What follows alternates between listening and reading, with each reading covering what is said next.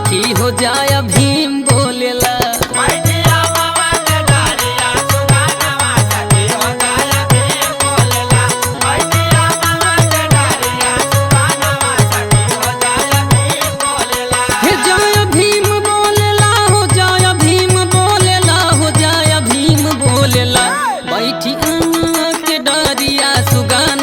सखी हो जाय भीम बोलेला।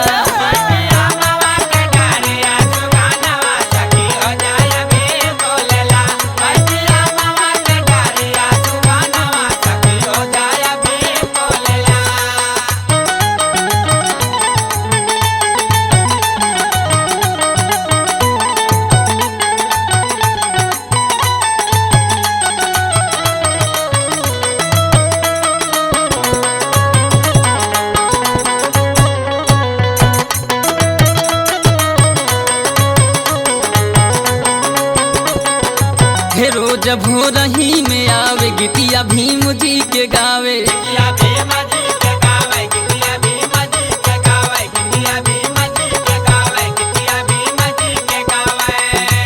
रोज भोरही में आवे गीतिया भीम जी के गावे। नाचे खोली खोली हो, नाचे खोली खोली हो, नाचे खोली खोला दूनहु पखानवा सखी रे जाय भीम बोलेला।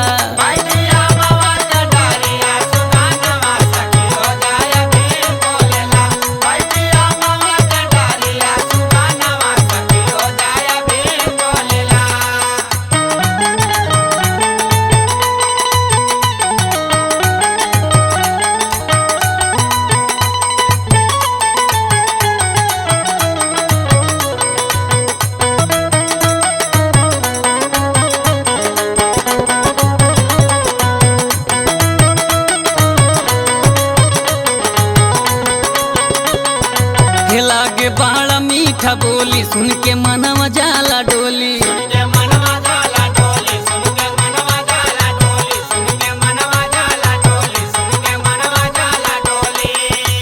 लागे बड़ा मीठा बोली सुन के मनवा जाला डोली। करे गुल जा रहो, करे गुल जा रहो, करे गुल जा रहा बैठ के अंगनवा सखी रे जाय भीम।